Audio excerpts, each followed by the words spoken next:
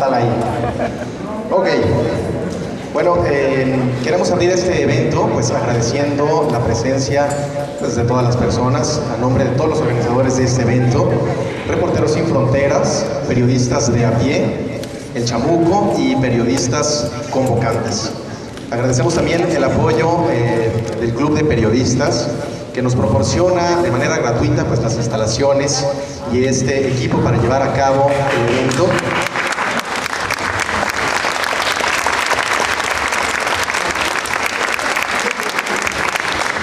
También a la editorial Random House Mondadori y la Castellana, quien ha donado también el vino que se ofrecerá esta noche.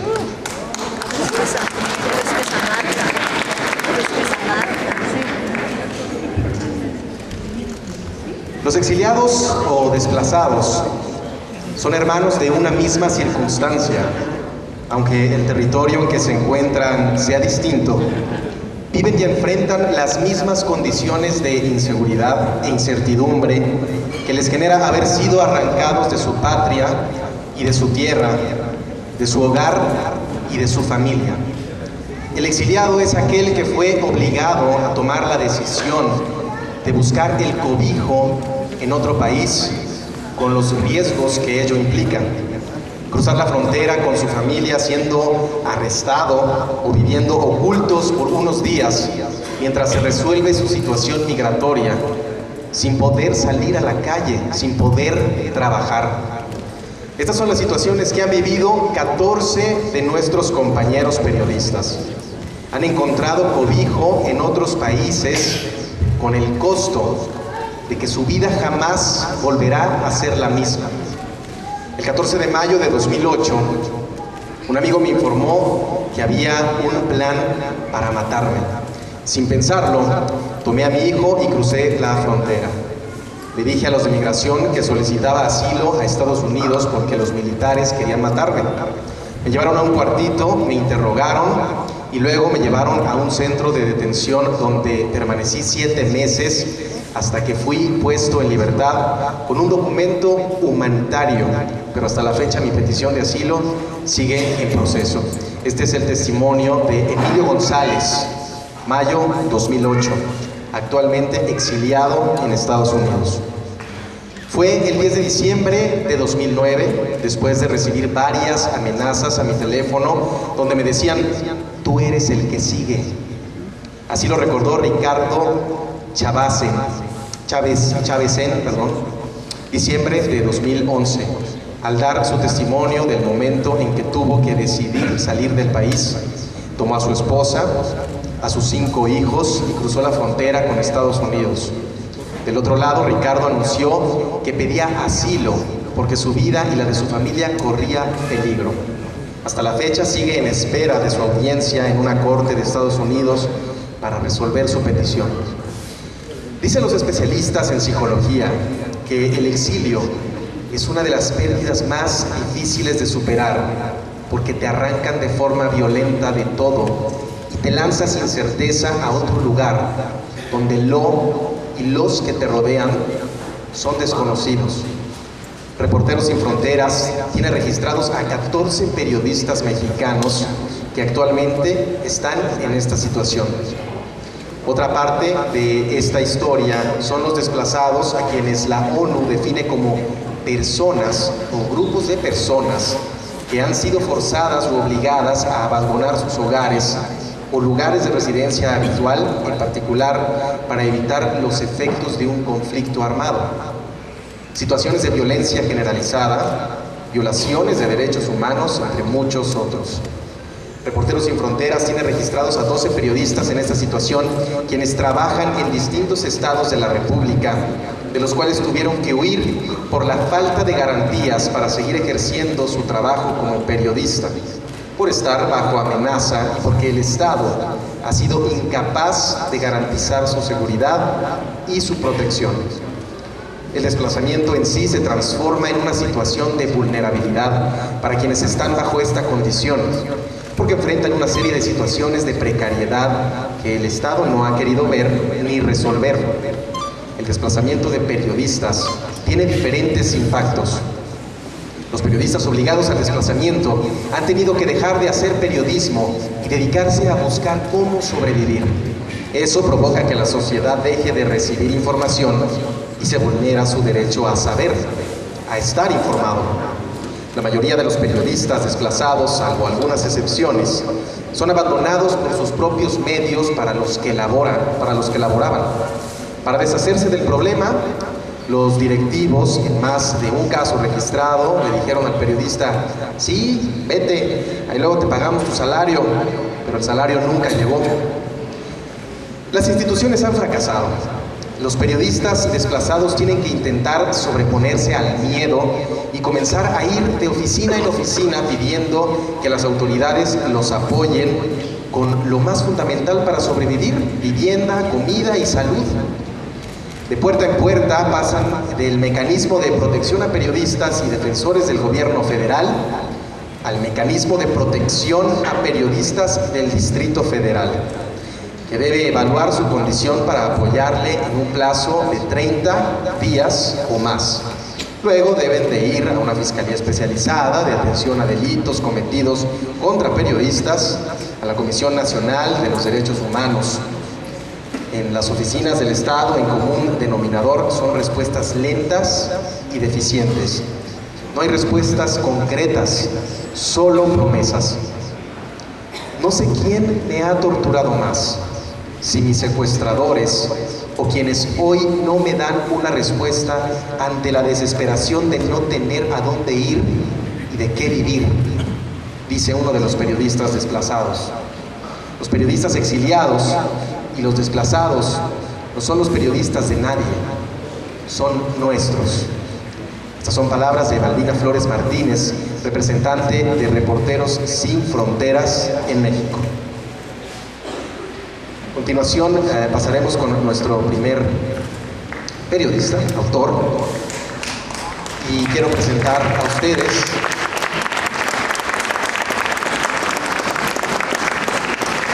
a Lidia Cacho.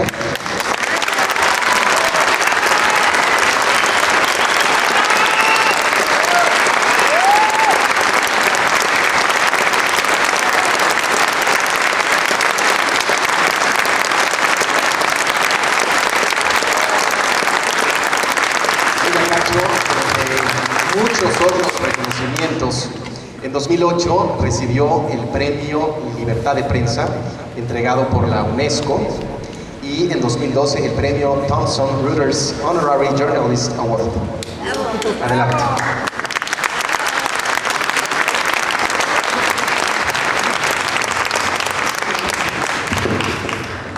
Muy buenas noches, muchas gracias por acompañarnos, gracias a las compañeras y a la persistencia de Anabel para que estuviera aquí. Estoy muy contenta de poder participar y desde aquí mandar nuestro cariño, nuestra solidaridad y el eco de sus voces a nuestras compañeras y compañeros en exilio y a quienes están pensando si deciden o no salir de aquí.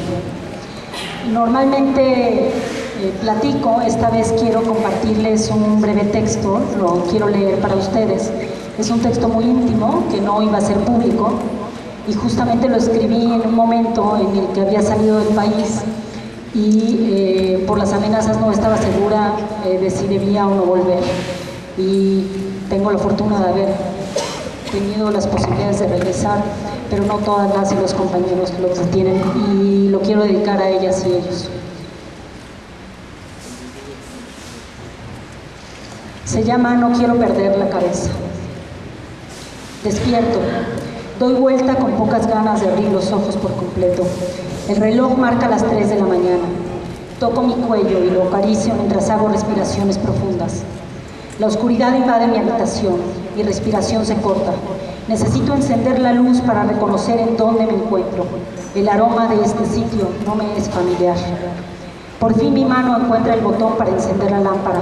Me incorporo despacio, reacomodo las almohadas y miro a mi alrededor. Estoy agotada. Nada quisiera en este momento sino dormir plácidamente. Descansar toda la noche sin razones para el desvelo. Es un cuarto de hotel pequeñito en Londres. Logro un ritmo de respiración profunda y estable tal como aprendí a hacerlo hace años que descubrí el yoga y sus beneficios, el único método que logra equilibrarme. Aún en la cama, asumo una postura de yoga básica y conecto toda mi columna vertebral con la parte más alta de mi cabeza. Entra, fluye y sale el aire por mi cuerpo y la ansiedad se derrama entre las sábanas poco a poco. Solo entonces estiro la mano y tomo mi libreta roja. La pluma ensartada en el resorte que la mantiene cerrada se queda en mi mano. La pluma, mi lanza, mi herramienta, mi compañera de viaje. La libreta es un puerto de abrigo. No importa la hora y el lugar, siempre da la bienvenida a mis palabras, sin importar hacia dónde van o si tienen destino siquiera. Las frases que se construyen con la tinta y el papel son mías, son nuestras. No estoy sola mientras pueda revelar los sueños, las pesadillas, las ideas, los pendientes y las palabras de los otros. Existo también, como existen las mujeres y los hombres que entrevisto para los periódicos. Existo como existen las niñas y niños que me narran el horror de su mundo y luego hablan de sus juegos y deseos de justicia. Escribo para los otros, escribo para mí, escribo para recordar que la vida importa. Me levanto de la cama, tomo una bufanda violeta que dejé sobre la silla cuidadosamente, la pongo alrededor del cuello. No quiero perder la cabeza, escribo en una sola línea mientras toco otra vez mi cuello y un escalofrío me recorre la piel. No quiero perder a más compañeros. Vuelvo a mi lecho y me hago consciente de lo que sucede. El miedo se coló entre mis sueños y abrevó de una imagen cada vez más conocida en los diarios de nuestro país. Las personas decapitadas, cabezas sin cuerpo en las páginas de las revistas políticas, cuerpos desmembrados en la portada de un diario que nunca antes había sacado semejante imagen de horror. Entre 80.000 asesinatos, en una inútil y mentirosa guerra contra el narcotráfico, mi país se desangra y en medio de esa sangre millones sobrevivimos para decir la verdad. En la pesadilla, la cabeza era mía, sin nada alrededor, en un paisaje desolado, árido. Estaba mi rostro con los ojos cerrados, ya sin vida. Respiro nuevamente sin soltar la pluma. Debo escribirlo todo para exorcizar la imagen. El miedo es una emoción que nace de la suposición de que frente a nosotras hay un futuro negativo o una pérdida. El terror, en cambio, es aquello que sentimos cuando conocemos el peligro y nos sabemos indefensas ante él. Como un niño que es abusado por su padre, cada noche sabe que su violador vendrá, siente terror porque a pesar de conocer al agresor y sus impulsos, se sabe paralizado ante su poder. Vuelven a mi mente las palabras de la penúltima amenaza de muerte que recibí por correo electrónico. Primero entregaría en mis manos a mi pareja, luego daría en la cabeza a mi padre. En cuanto recibí la amenaza, llamé a mis abogados. Es lo único que hacemos todas y todos, en esta mesa, allá afuera. Seguí trabajando, segura de que las autoridades no harían nada por mí como no hacen nada por la gran mayoría de mexicanas y mexicanos. Denuncié, dije todo lo que sabía. Mi enemigo sabe, como saben los enemigos de todas las periodistas de este país, que les arrebatamos lo que las mafias más valoran, su escondite, su lugar seguro, su anonimato. Y seguí mi vida. Eso hacemos cada vez que llega una nueva amenaza. Denunciamos y seguimos con la vida, aumentamos las precauciones y escribimos, que es lo mismo que seguir viviendo. Vamos a veces con el terapeuta, yo allí lloro un poco. Inevitablemente recuerdo cuando me secuestraron y me torturaron. Trabajo el miedo, lo saco a pasear frente a los testigos que saben cómo confrontarlo y debilitarlo. Arrojo luz sobre todo lo que está en mi cabeza. No quiero comerme el miedo porque indigesta. Arrojo luz. No quiero que las palabras que describen con morbo y odio cómo serían mis muertes y las muertes de mis compañeros se queden colgadas de mis pupilas. Arrojo luz porque solo con luz puedo mirarme al espejo y celebrar que aún estamos aquí, que aún sonrío porque sí, simplemente sonrío porque puedo. Soy amenazante, somos amenazantes para unos pocos, porque nuestro oficio es útil para muchos. Miro de nuevo la frase con mayúsculas, no quiero perder la cabeza. Pienso en los tiempos de mi adolescencia en que escribí una frase parecida para hablar de amor. Cuando era joven no quería perder la cabeza por amor. Podía entonces acudir al lenguaje figurado más cursi y poético que jamás imaginé, que ser periodista podría costarle la cabeza a mis amigas, a mis colegas muertos o a mí, que seguimos en esta mesa con la fortuna de la vida. No importa que hayamos acudido a terapia, no importa que hayamos decidido no darnos por vencidas con la determinación de quien corre afanosamente hacia la tranquilidad y la esperanza. No importa que nos hayamos prometido no repetir las palabras de quienes nos quieren muertas.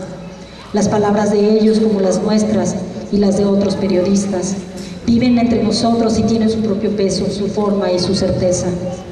Se escabullen a medianoche, aunque estemos seguras de haberlas tirado a la basura, aunque hayamos hecho algún ritual imaginario quemando las amenazas en el fuego, y se aparecen así nomás. Se convierten en imágenes poderosas. Ya no son amenazas sino hechos. Su poder descriptivo es atroz porque son parte de la realidad y la realidad de los otros es parte de nuestras vidas. Cuando me hago consciente de ello, me levanto nuevamente de la cama, tomo un ejemplar de mi libro Esclavas del Poder, miro su portada.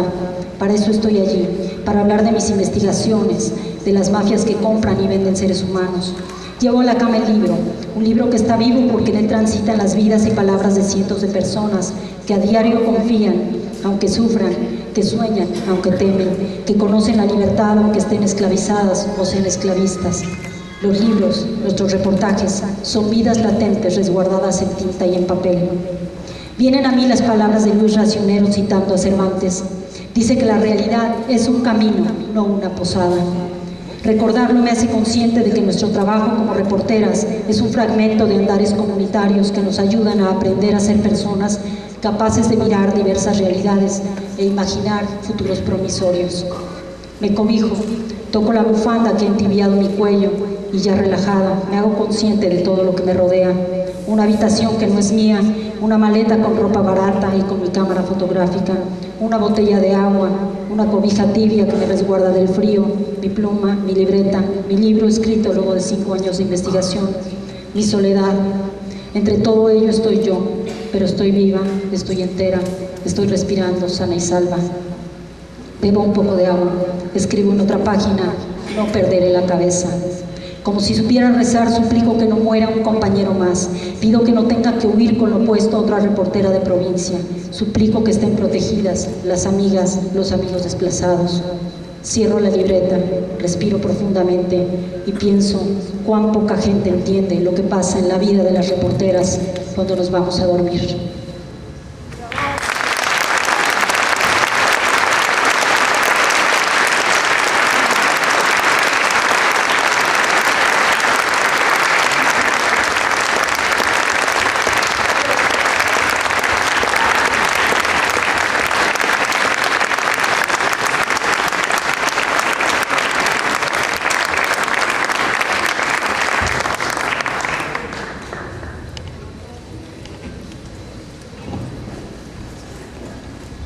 A continuación voy a compartirles una frase de una periodista exiliada en Europa y pasaremos a la siguiente presentación. Cuando se está afuera, en las circunstancias de exilio, uno se siente sin patria, sin suelo firme donde pisar, y porque las cosas que parecen extrañas al no ser parte de tu entorno cotidiano, tardan mucho en parecer un poco familiares. Así que muchas gracias, Balbina, a ti y a los colaboradores de tan emotivo evento. Palabras de una periodista exiliada en Europa.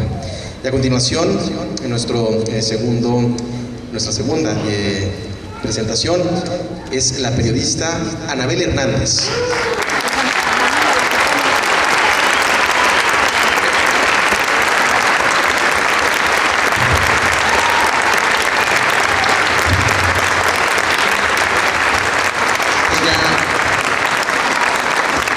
Ella es ganadora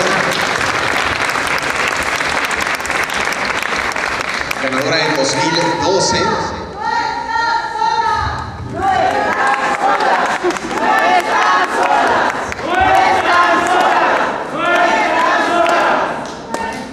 Ya la conocen, solo déjenme dar el pie.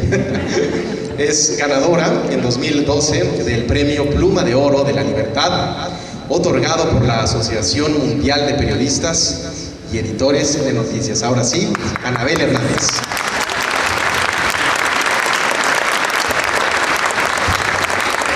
Bueno, antes que nada y brevemente quiero agradecerles a cada uno de ustedes el haber escuchado esta convocatoria y el estar en esta tarde lluviosa de jueves aquí. Realmente agradezco su generosidad, el haberse trasladado, el estar aquí sentados, el estar esperando, el estar comprando libros. Yo se los agradezco de verdad con todo mi corazón y cada uno de nosotros. No sé qué es peor, Afrodita.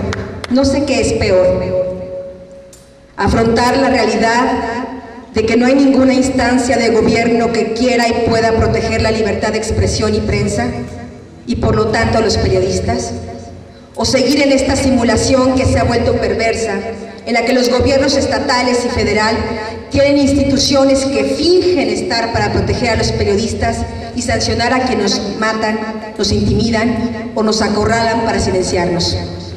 No sé qué es peor: un presidente como Felipe Calderón, que se decía preocupado por los ataques a los periodistas y medios de comunicación, pero que por debajo de la mesa instruía una consigna a los fiscales especiales para no investigar y no hacer nada respecto a los atentados de libertad de expresión, a la libertad de expresión.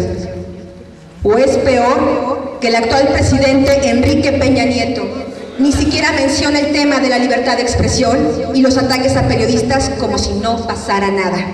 El país se sigue incendiando, socavando nuestras vidas, nuestros derechos y nuestras libertades. No es una historia que me haya contado un periodista, es una historia que he vivido en carne propia. Solitaria, denunciando a las autoridades del DF y la PGR el constante acoso, persecución, intimidación del exsecretario de Seguridad Pública Federal, Genaro García Luna, en represalia de mi trabajo por denunciar la impune corrupción de la Secretaría de Seguridad Pública y la Policía Federal. El gobierno del DF me puso escoltas con los que vivo las 24 horas. Pero eso no resuelve la sed de revancha de un hombre que me ha atacado por lo que escribí, por ser mujer y por seguir investigando. Presenté pruebas fotográficas, teléfonos, retratos hablados de quienes atacaron a mi familia y de quienes en ocasiones me persiguieron físicamente. Durante año y medio, la Fiscalía Especial de la PGR no hizo nada. Mi expediente se quedó empolvado.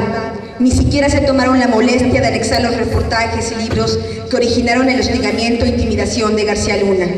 Mientras él estuvo localizable, nadie le giró un citatorio para que siquiera declarara en torno a mi caso.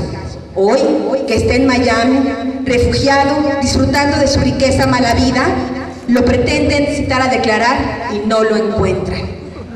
Se hace el perdedizo. Las pistas de los infames se borran con el tiempo, y las que hay las borra la PGR, la Fiscalía Especial. La autoridad me amenaza, me reprende, porque si yo no hago su trabajo, ellos dicen abiertamente que no harán nada.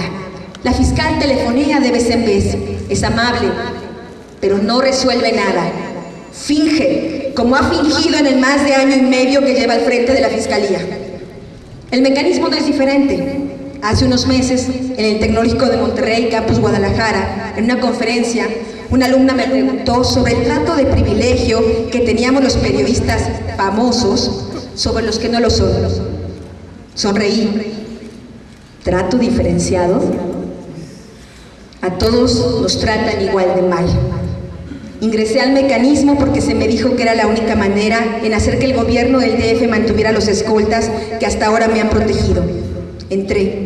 Fue tortuoso. Promesas de condenas públicas que nunca llegaron. Por ejemplo, Juan Carlos Gutiérrez, director del mecanismo, me prometió que iba a hacer una condena pública a la Secretaría de Gobernación sobre las amenazas que había recibido y había seguido recibiendo de Genaro García Luna, y eso nunca ocurrió. Promesas de celeridad que jamás se cumplieron. Finalmente fui a la más tortuosa etapa, que es el pleno del comité del mecanismo. Exigí que la PF saliera del lugar, expuse mi caso, hablé de la infame pasividad de todos los ahí sentados, todos. No solo sobre mí, sino sobre el caso de cada uno de los periodistas ejecutados, desaparecidos o amenazados que han tenido que huir. Me hicieron una evaluación de riesgos. Juan Carlos Gutiérrez, el director del mecanismo, me dijo vía telefónica que salió muy alto, es decir, que la Secretaría de Gobernación está consciente que mi vida corre un gran peligro.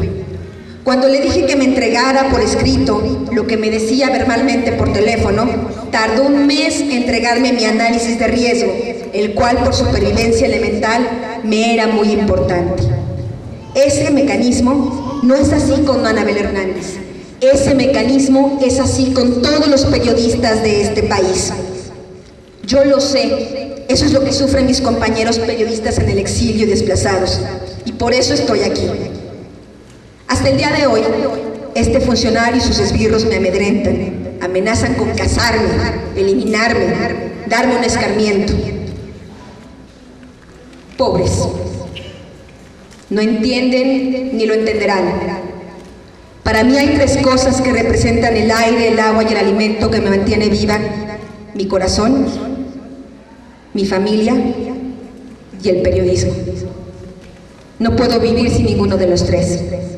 Ser periodista me ha hecho ser mejor persona, me dignifica, me hace sentir útil, y no pierdo de la esperanza de que mi trabajo y el de cientos de periodistas mexicanos como yo nos ayudará a ser libres. Libres para saber la verdad. Libres para no seguir contemplando pasivamente lo que ocurre. Libres para tomar decisiones serenas y firmes para cambiar las cosas. Esta noche es una noche para ustedes, para cada uno de los que está sentado aquí, para la sociedad a la que dedicamos día a día los reportajes que hacemos, esas historias de niñas violadas, de los desaparecidos y sus familiares, de la violencia de los Zetas o de la corrupción interminable de los jefes policíacos, no son para los hombres del poder, son para ustedes, para que haya mayor entendimiento de nuestro país, para que la sociedad en la que ustedes y nosotros somos parte como víctimas de las injusticias que vemos todos los días, cambiemos, nos convirtamos en motores de cambio, ustedes y nosotros juntos. Sin información veraz y oportuna no podemos tomar decisiones. Los principales damnificados cuando se mata a un periodista, cuando se amenaza a un periodista, cuando se hace que un medio de comunicación cierre por los poderosos, ya sean narcotraficantes o funcionarios públicos, somos todos, es la sociedad. Y por eso la lucha por la libertad de expresión y prensa en México no es solo de periodistas, es de todos. Esta noche quiero decir públicamente lo importante que son ustedes en mi vida, aunque no lo sepan, aunque no lo adivinen. Ustedes, comprando mis libros, me hicieron libre, como nunca jamás creí que podría llegar a serlo. Libre para ser, libre para luchar, libre e independiente. Y es por eso que no puedo dejar de escribir ni de ser periodista, por ustedes. Hay muchas veces en que las amenazas, el hostigamiento a mi familia, el encarcelamiento injusto a mis fuentes de información, la infame tortura a otros de ellos, los constantes mensajes de aquellos que se creen que porque son poderosos pueden aplastarme, me paralizan, me dan miedo. A veces creo que ya no puedo continuar, pero es entonces cuando pienso en ustedes, en cada uno de ustedes, en su confianza, en lo que cada uno siente e interpreta de cada uno de los reportajes que escribo para ustedes. Y es entonces cuando supero el miedo, cuando creo que todos juntos somos más fuertes. Sigo adelante, porque debemos creer unos en otros y hacer que las cosas cambien. Abusando de su generosidad, esta noche les pido que hoy y en los próximos eventos que hagamos nos ayuden a ser libres a otros periodistas que hoy están prisioneros de las amenazas, la injusticia, la soledad y el desempleo. Gracias.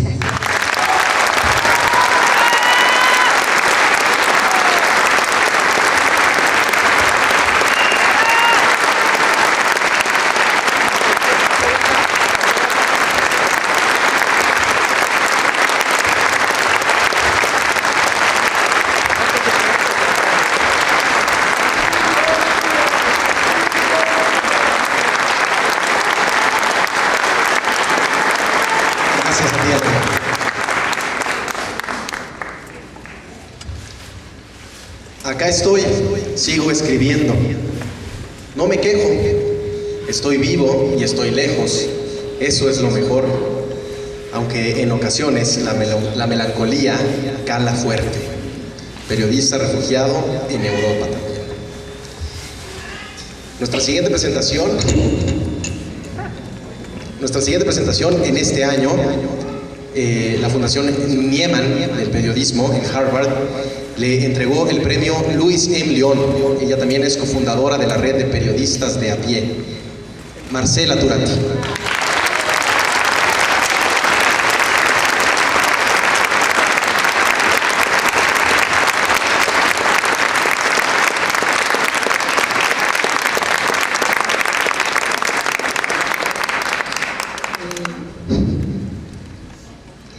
Muy buenas noches, gracias por estar aquí, por venir a apoyar. Gracias a Anabel, porque ella en gran parte fue el motor y la que estuvo insistiendo para que se hiciera este evento. A Balbina, que aquí está, que es la corresponsal de Reporteros Sin Fronteras.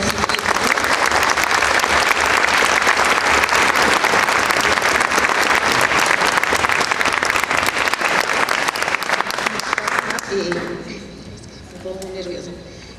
Que ha adoptado a muchos periodistas como si fueran sus hijos y que todo el tiempo, durante años, ha seguido apoyándolos, y pues quien nos presentó a los periodistas que venimos a apoyar, a Daniela Pastrana, a Rapel, que anda por allá, a todo el equipo, y a las periodistas y los periodistas desplazados que venimos a apoyar, que varios están aquí, anónimos, pero ahí están viendo y conmovidos de que ustedes estén aquí y de que estamos haciendo esto.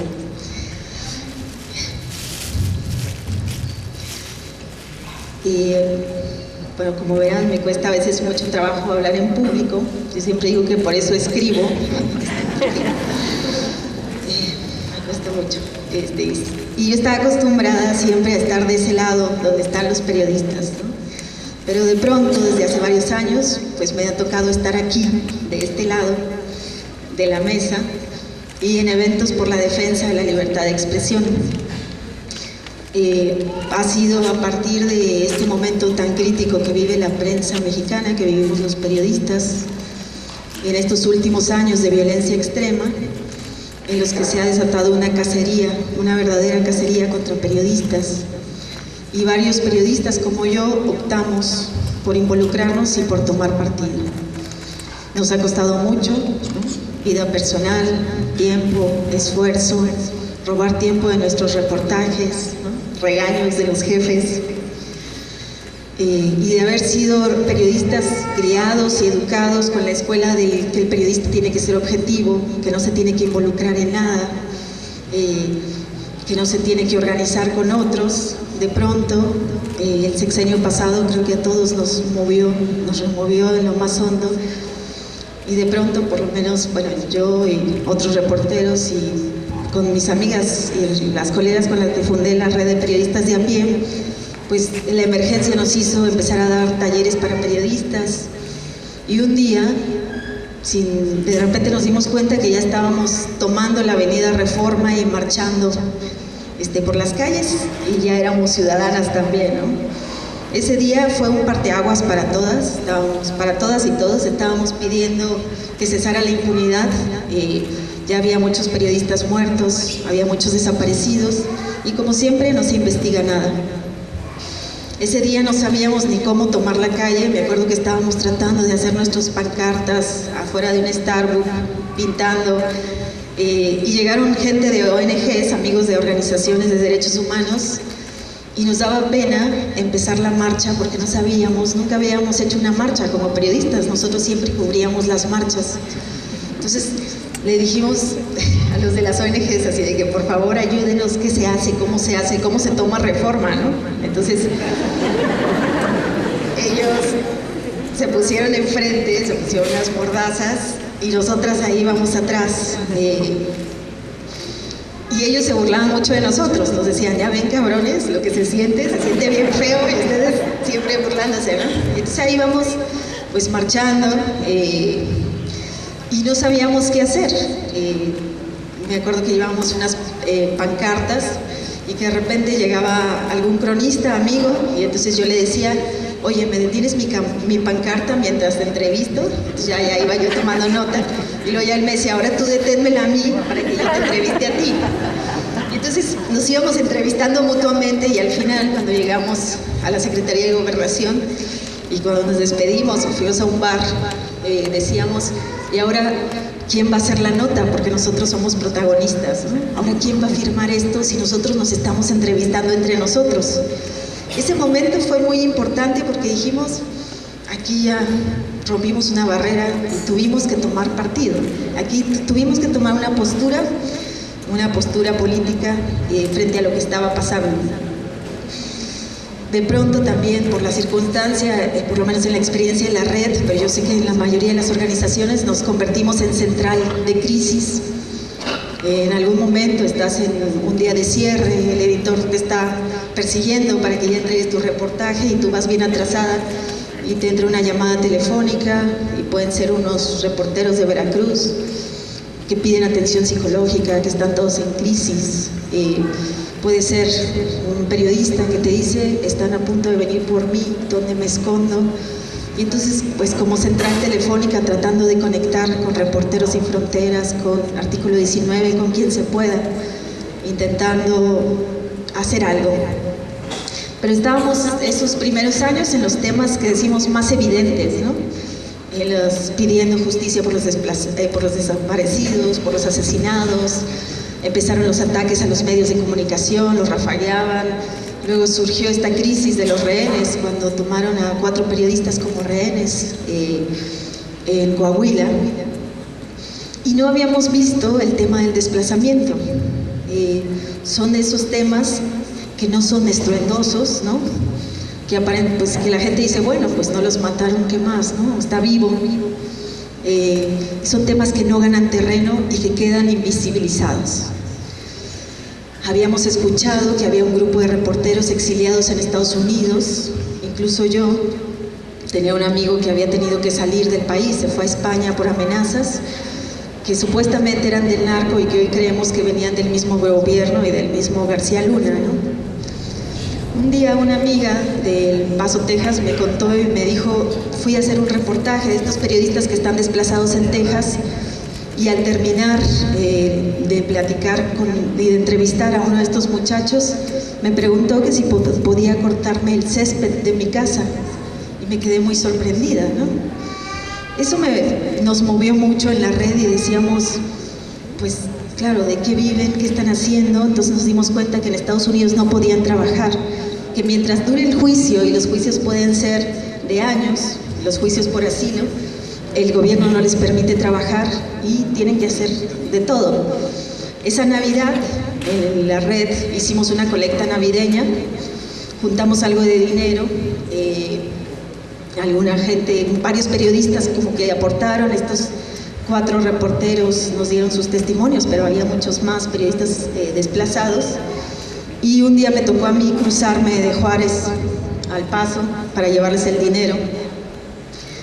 Y me recogió uno allá en El Paso, Texas, y ahí me empezó a contar toda su experiencia, el tener que salir con la llave en la bolsa, sin nada, ¿no? Solo con la llave de la casa. Y el ya no poder, el haber perdido la vida entera de un momento a otro. Ahí me contaban, ¿no?, que algunos eran conserjes, otros vendían hot dogs, y no tiene de malo ser conserje o vender hot dogs o cortar el pasto, pero ellos tendrían que estar en una redacción investigando a las personas a las que tienen que investigar y por las que tuvieron que huir. Y por un par de horas me pude asomar a ese mundo de esos jóvenes, sus experiencias, sus frustraciones, sus pesadillas. Y decían lo que dicen todas las víctimas de desplazamiento forzado que he tenido la oportunidad de entrevistar estos años, que es, solo pido una oportunidad porque yo sé trabajar, ¿no? Solo pido que me den esa oportunidad. Yo no estoy pidiendo un favor, solo que me lo den. El intercambio con ellos fue muy rápido. Me acuerdo que se emocionaron mucho por el dinero que se recolectó. Era muy poco dinero, me dio mucha pena. Pero en ese entonces también estaba esa idea de que si se tuvo que huir, si se tuvo que ir, es que seguramente en algo andaba. Y fue muy difícil remontar y que la gente sintiera solidaridad por esos compañeros, pero bueno, esa Navidad pudieron comprar algunas cosas para sus hijos. La lista de Reporteros Sin Frontera nos indica que hoy son 17 los que están en el extranjero, y hay muchos casos que no conocemos, puede haber más. Después encontré a otros, conocí en el DF a varios que huyeron por episodios violentos, la mayoría de Tamaulipas o de Veracruz, o algunos que llegaban de otros estados buscando una beca en el Distrito Federal tratando de salvarse. Ellos pensaban que el Distrito Federal era un oasis en comparación de lo que ellos están viviendo.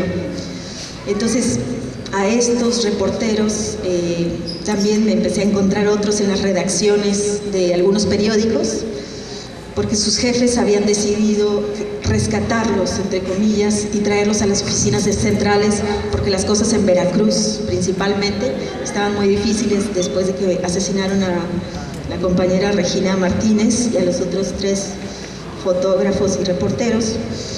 Y entonces me los empecé a topar en conferencias y algunos en las redacciones, y los veía como almas sin penas, caminando de un lado a otro, sin saber qué cubrir, con la mente en su tierra natal, queriendo regresar todo tiempo a ver a su papá que está enfermo, a checar si no les desmantelaron la casa que dejaron, revisando, pensando que el negocio se está yendo a la quiebra, sin saber si dejan de pagar la renta o no, dónde se van a vivir, atrapados en ese camino hacia ninguna parte, en la incertidumbre siempre.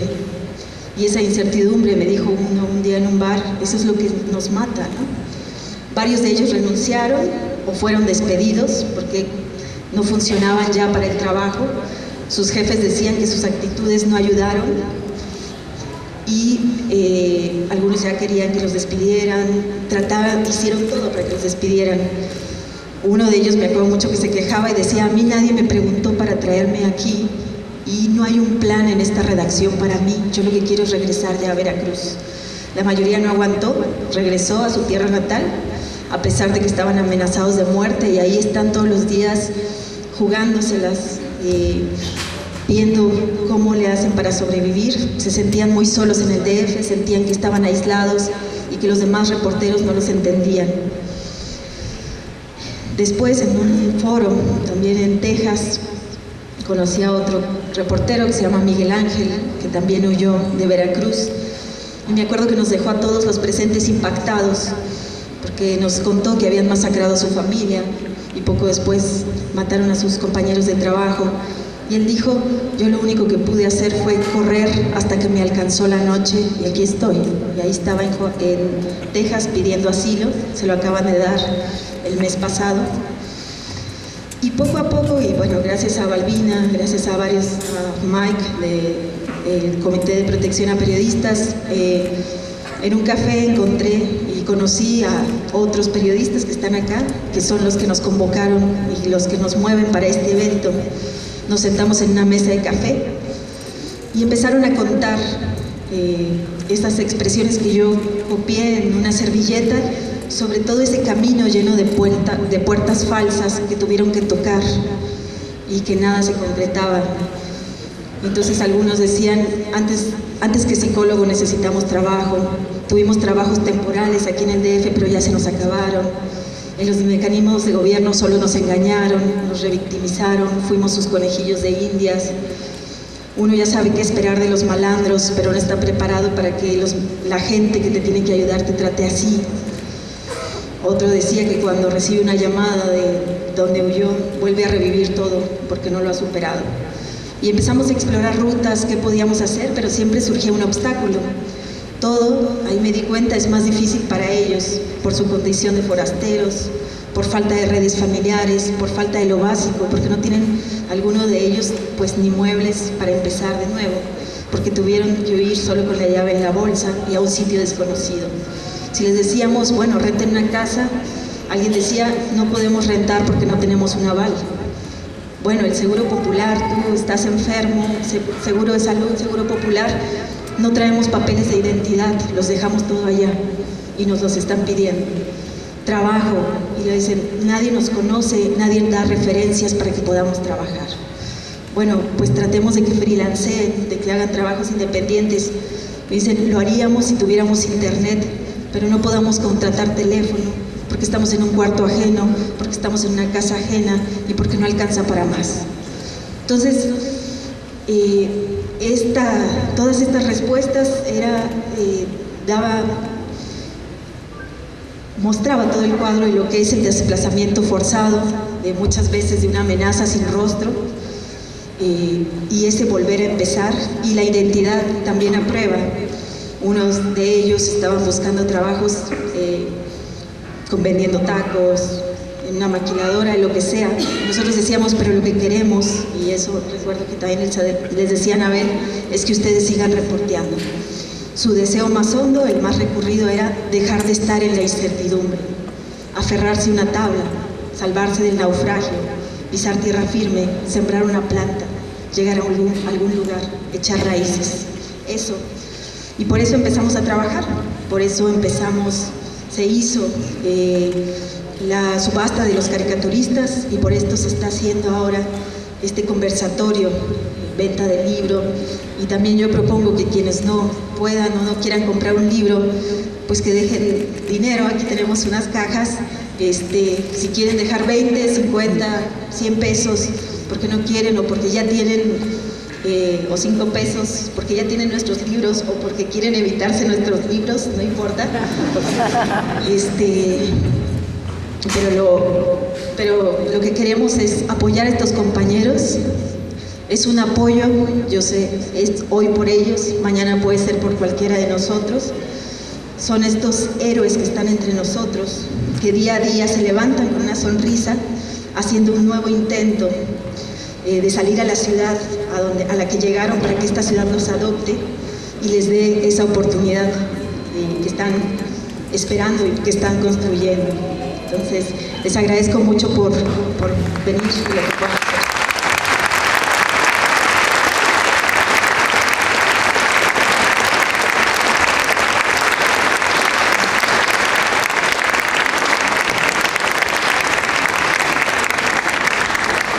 Gracias, Marcela Turati. Qué difícil es el destierro. Me quitaron de tajo a mis amigos, a mi familia, y me arrancaron de mi tierra. El temor de lo desconocido me hace retroceder, pero la desesperación por seguir adelante me empuja. Un periodista desplazado. El prestigiado y decano caricaturista mexicano que durante décadas se ha dedicado a la investigación de la libertad de expresión y ha sido férreo defensor de esta, es nuestro siguiente presentado, el caricaturista Rafael Barajas, alias El Fisco.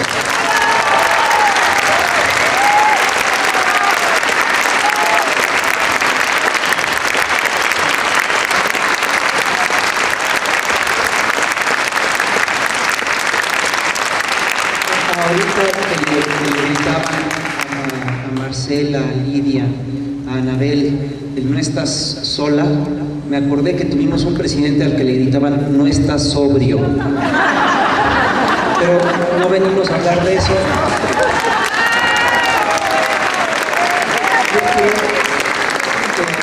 Hemos escuchado testimonios muy fuertes de Marcela,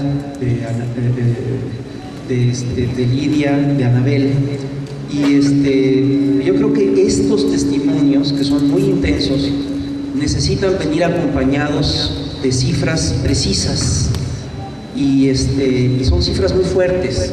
En México, desde ha habido 87 periodistas asesinados, 18 periodistas desaparecidos, 26 que están trabajando fuera de su región, es decir, que están desplazados o que viven en el exilio. No solo eso, tenemos periódicos que han tenido que dejar de tocar ciertos temas.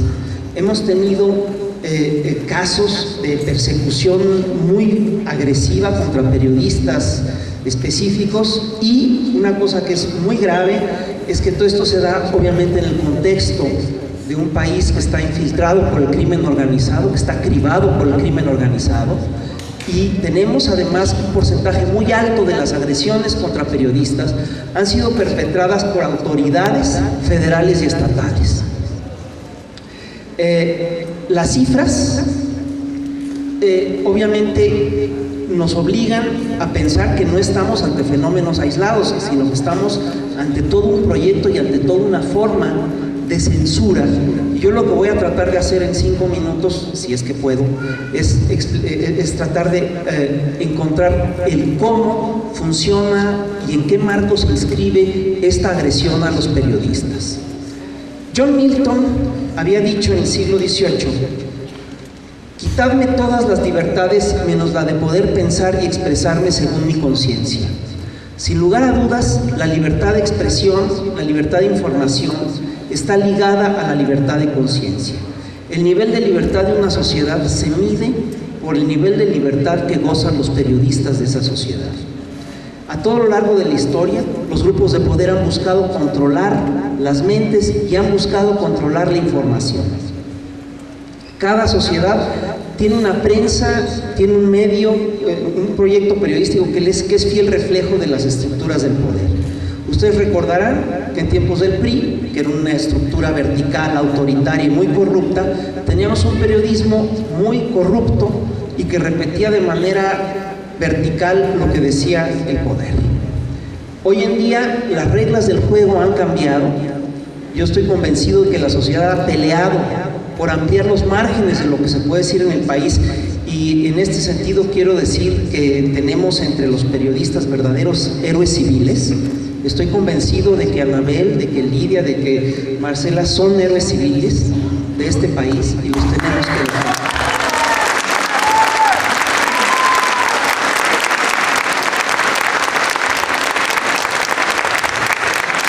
Creo que nunca habíamos tenido libros reportajes como los que ellos han hecho, de esa calidad, de esa profundidad, y libros además que reflejan hondamente lo que está pasando en la sociedad. Son libros que inciden en nuestra realidad. Ellos, perdón que lo diga, son, junto con muchos otros colegas, pero son la honra de nuestro país, son la honra informativa de nuestro país.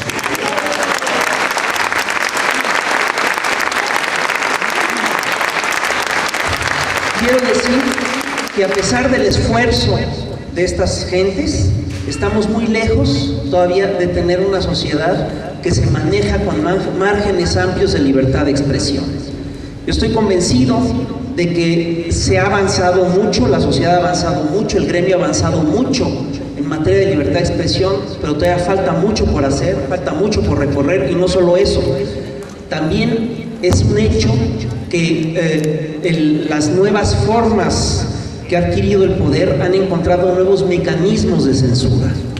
Sin lugar a dudas, en la era del internet, la censura del viejo estilo es imposible. Y las redes sociales le dan voz a una comunidad cada vez más grande, cada vez más organizada, cada vez más informada. Pero también estoy convencido de que estamos viviendo un periodo muy negro dentro de la historia de la humanidad. En la era neoliberal, la riqueza se ha concentrado a grados tales que hoy se calcula que menos de 2,000 familias concentran el grueso de la riqueza mundial. Y es un hecho que uno de los grandes negocios de estas familias son los consorcios mediáticos. Si nosotros revisamos quién dicta la agenda en América Latina, país por país, nos vamos a dar cuenta de que en cada país la dicta un consorcio mediático que defiende grandes intereses. En Brasil está O Globo, en Colombia la casa editorial El Tiempo, en Venezuela el Grupo Cisneros, en México es Televisa. Y si nosotros revisamos cómo está configurada esta empresa, nos vamos a encontrar que en el Consejo de Administración de Televisa están representados el grueso de los grandes billonarios del país. Ahí está Carlos Slim Domínguez, Emilio Azcárraga Gallán, está María Asunción Aramburu Zavala, Germán Larrea, están todos. De modo que estos medios son, y esto hay que entenderlo, un aparato ideológico casi personal. Son aparatos ideológicos de grupos de poder. Y estos aparatos ideológicos no si bien es cierto que avientan mucha basura por la televisión y por la radio, también es cierto que no operan de manera gratuita o casual. Estos proyectos mediáticos se rigen, entre otras cosas, por proyectos psicológicos muy complejos, hacen estudios psicológicos complejos, hacen operativos psicológicos muy complejos, y estos operativos psicológicos los hacen vinculados al poder político. Un ejemplo muy claro de eso es el caso de nuestro hoy multicitado Genaro García Luna. Él no es un héroe civil, este señor... Señor, respeto a las señoras. No, entonces, lo que yo quiero decir es lo siguiente, es claro que son proyectos de control informativo, de control mediático muy fuerte, y forman parte ya de lo que se ha llamado una guerra de cuarta generación, o guerras asimétricas o guerras sin fusiles, que son proyectos de control de la población mediante una mezcla muy sofisticada y muy bien armada de un bombardeo mediático constante y actos aislados de violencia, y a veces no tan aislados, que buscan infundir pánico y pavor entre la población.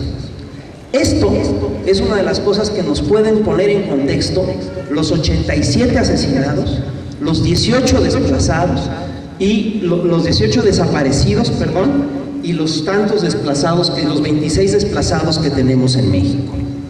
El proceso, ahora, ¿cómo podemos combatir esta situación? Yo creo que tenemos las herramientas para combatir esta situación. La primera, lo que están haciendo estos señores en su guerra de cuarta generación es desgarrar el tejido social, desorganizar a la sociedad, y una de las cosas que necesitan hacer es acallar a las voces incómodas. Por eso se da esta hazaña contra el gremio periodístico.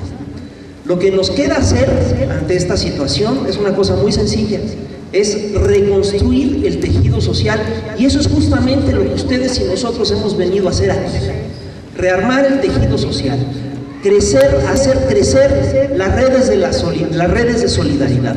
No estamos solos, y tenemos que actuar como un cuerpo conjunto, y tenemos que actuar en grupo. Tenemos que aprender a organizarnos, y tenemos que aprender a movilizarnos, y tenemos que aprender que la movilización es importante, desde para proteger a los periodistas hasta para la defensa del petróleo.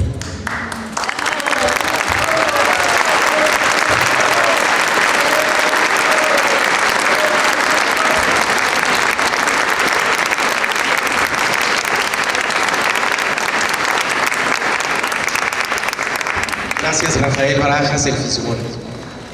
Como ya habrán notado, la caja está circulando. Muchas gracias. Me dijeron que no se hagan locos como en la misa. Está circulando. Muchas gracias a quienes aportan la donación en nombre de los organizadores de este evento. Yo les agradezco. Y bueno, ahí seguirá circulando la caja. Abusados con la salida, no se vaya a ir para allá. Vamos a continuar. Venimos gente de fiar. Un periodista no merece ni morir, ni desaparecer, ni recibir migajas, para huir forzosamente, ni exiliarse por lo que escribe. Esto fue publicado en Notiver por Andrés Timoteo, periodista autoexiliado en Francia. Por último, y no por eso menos importante, él es Diego Osorno. En 2011 recibió el Premio Latinoamericano del Periodismo sobre Drogas, y en 2012 fue seleccionado como uno de los nuevos cronistas de Indias por la Fundación Nuevo Periodismo Iberoamericano, fundada por Gabriel García Márquez. Periodista Diego Osorno.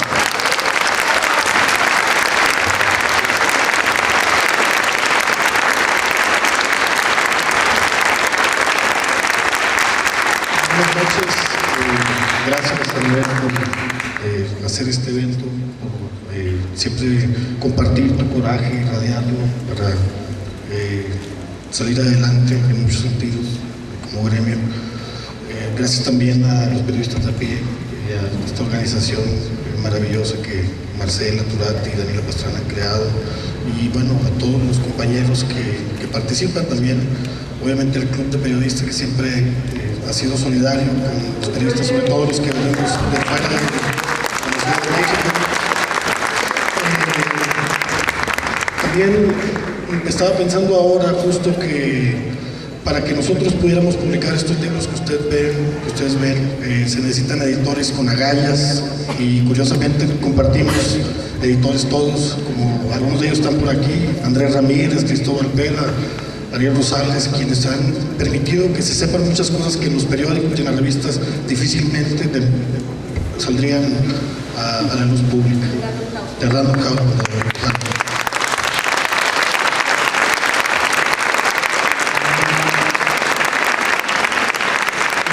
yo vengo de Monterrey, vengo del noreste de México. A mí me tocó empezar a cubrir estos temas de violencia antes de que tuviéramos un presidente ilegítimo como Felipe Calderón.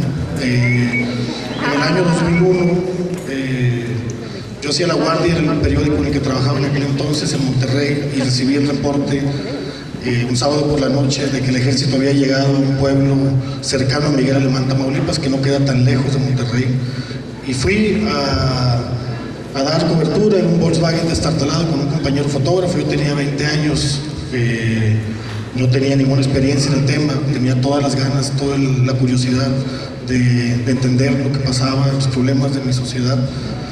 Y me acuerdo que a las pocas horas que llegué, había un fiscal de la policía que se llamaba José Luis Santiago Vasconcelos, que me vio y me dijo: ¿qué haces aquí? ¿Vienes a la Cueva del Lobo? No, deberías de regresarte ya a Monterrey.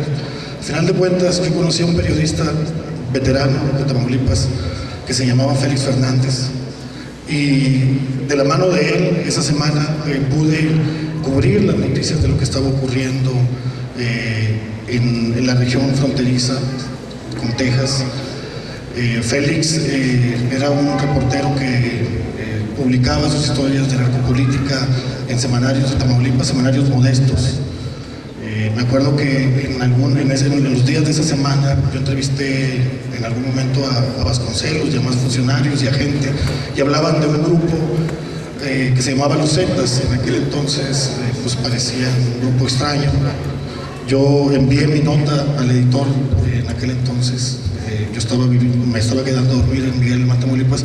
Envié mi nota al editor en Monterrey, en la Ciudad de México, y decía que todo el operativo y la violencia que había en esa zona en ese momento se debía a un grupo que se llamaba Los Zetas. Recuerdo perfectamente que mi editor me habló y me dijo que no estuviera inventando grupos del narcotráfico, que además era ridículo, que si me iba a inventar un nombre de un grupo del narco para justificar mi viaje y a mi estancia, pues fuera más ingenioso, porque los Zetas no tenían sentido alguno.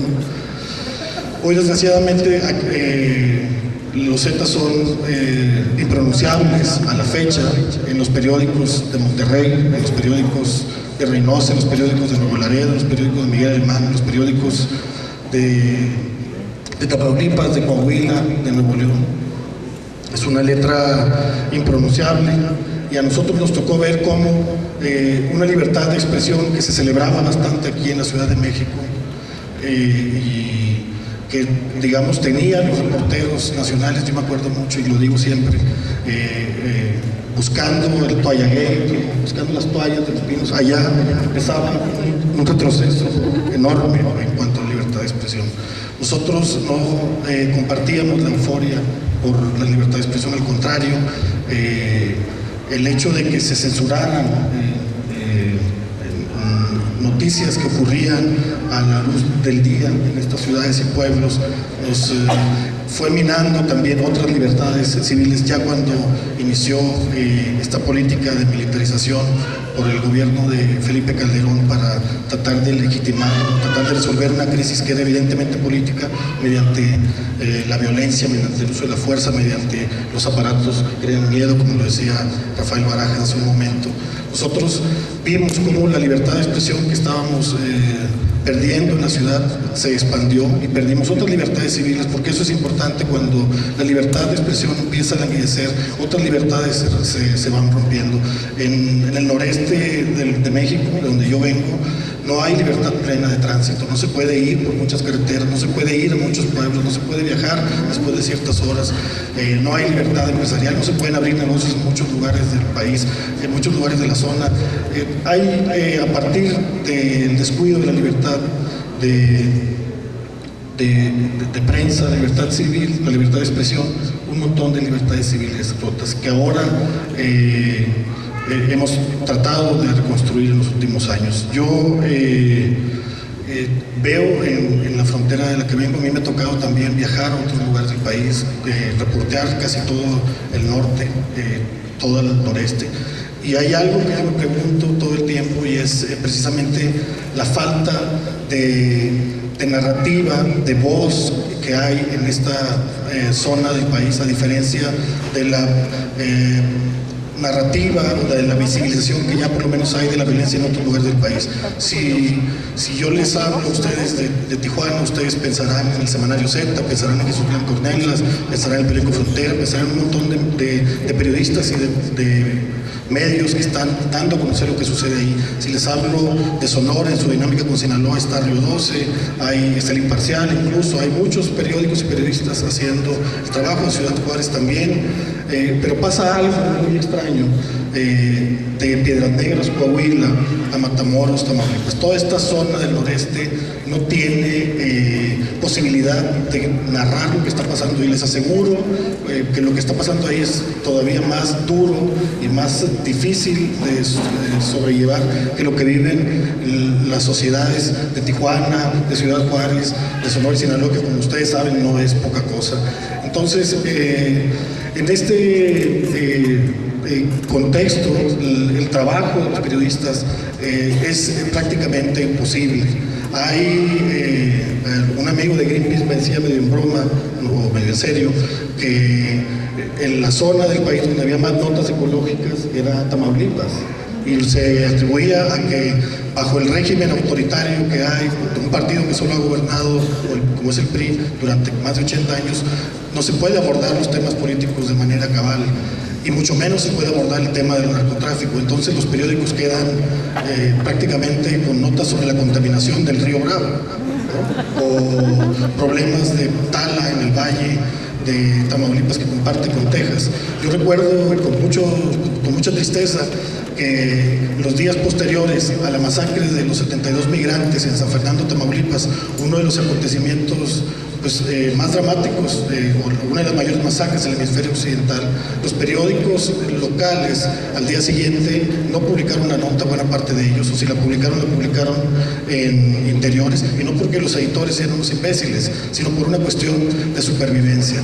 Entonces, los compañeros periodistas de esta zona del país ni siquiera pueden acceder a los organismos internacionales, porque es tanto el miedo que los periodistas, cuando sienten que ya su vida está en riesgo, salen del país, se van a Estados Unidos, no quieren saber absolutamente nada, ni siquiera de organismos tan loables como Reporteros Sin Fronteras, como Artículo 19, simplemente desaparecen del mapa. Muchos de ellos desaparecen del mapa por cuenta propia, otros son víctimas también de las desapariciones forzadas. Todavía apenas estamos dimensionando en el noreste del país, en Coahuila, en Nuevo León y Tamaulipas, el tamaño, el número de personas que en estos 6 años de horror que nos entregó el presidente del empleo han tenido que o han desaparecido, y no sabemos, al final de cuentas, qué sucede con ellos. Yo creo que los compañeros de Tamaulipas específicamente, como quiera en Monterrey, hay proyectos de reconstrucción, hay organismos, hay periodistas que tenemos un cierto margen para trabajar, para contar nuestras historias, pero los compañeros de Tamaulipas son los periodistas más solitarios de todo México, los más abandonados, los que necesitan más apoyo de una serie de organismos, de la gente, de muchos niveles, y han sido víctimas también de esto que decía Marcela, que es criminalización, el decir que los periodistas de Tamaulipas están coludidos con el narcotráfico, que están igualmente involucrados en el tema del narcotráfico y que por eso no publican. Cualquier periodista que diga eso, yo lo retaría que fuera una semana a Reynosa y escribiera una sola nota de un accidente vial, no de algo, un accidente vial, porque hasta las notas de accidente vial terminan siendo un asunto de narcopolítica o de necropolítica. Ahora nos están vendiendo que llegó la paz, que llegó la paz, y hay una sensación de relativa paz, por lo menos en el discurso mediático, en la agenda mediática.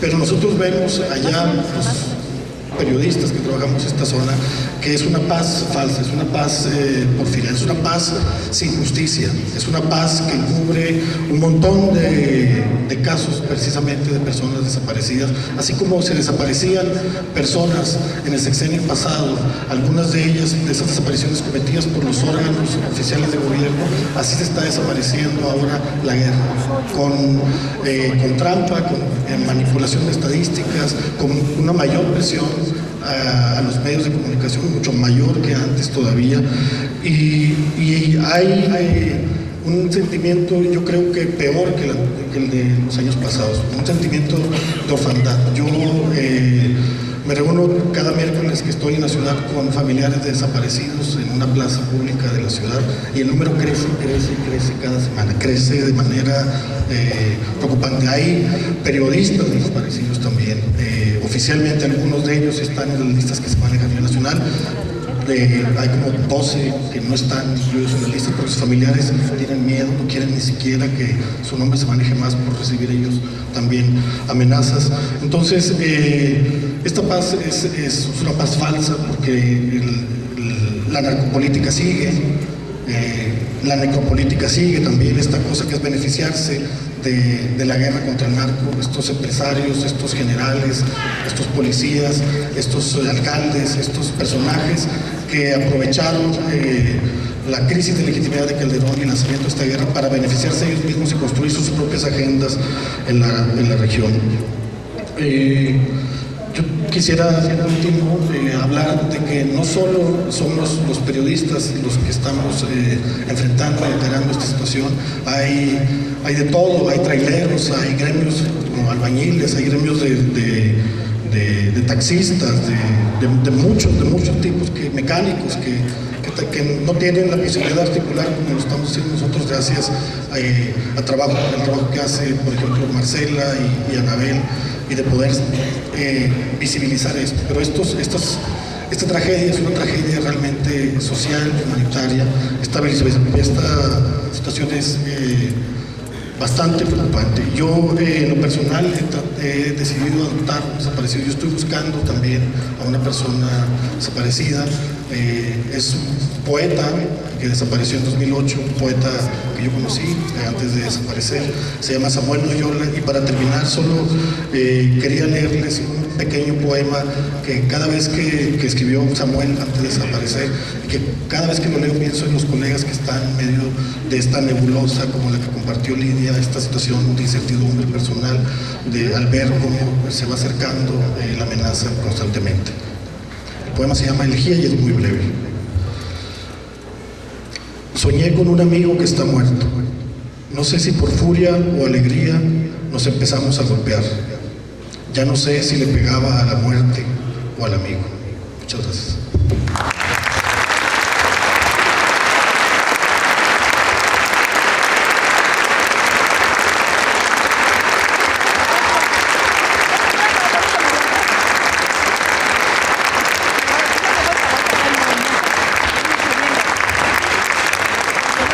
Bueno, pues ya para concluir el evento, les voy a comentar, les voy a platicar cuál va a ser la mecánica de esta recaudación de fondos.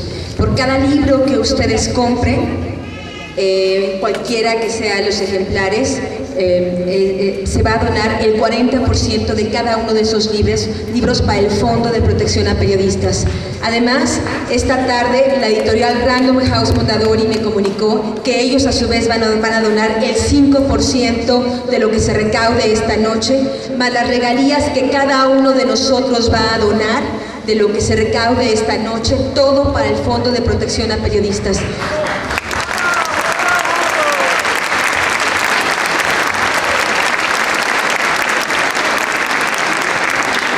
Este fondo, por supuesto, es un fondo mínimo para alimentar y darle techo a los periodistas, dada la gran negligencia del gobierno, porque el gobierno, aunque tiene un presupuesto asignado y tiene millones y millones que se gastan en corrupción, no protege ni de la más mínima manera a los periodistas. Este dinero va a ser canalizado a periodistas que están perfectamente detectados, localizados, que son periodistas, que llevaban un trabajo de periodistas y que fueron amenazados y amedrentados y expulsados de sus hogares justamente a causa de esta situación. También no puedo concluir sin agradecer a mi queridísima amiga Altair, sin cuyo esfuerzo este evento no hubiera sido posible, no sé dónde está, pero con todo el corazón se lo agradezco infinitamente, a Claudia Orozco, que estuvieron aquí muy al pendiente de todo el evento. Muchas gracias, Claudia.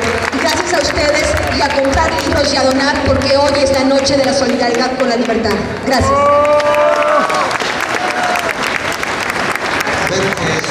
Hacemos patente nuestro infinito agradecimiento a todos los aquí presentes por su solidaridad, que nos hace sentir que no estamos solos. Perdón por no dar la cara. Esperamos comprendan que no hay condiciones para ello, pero sabemos y tenemos la esperanza que un día podremos decirles personalmente gracias.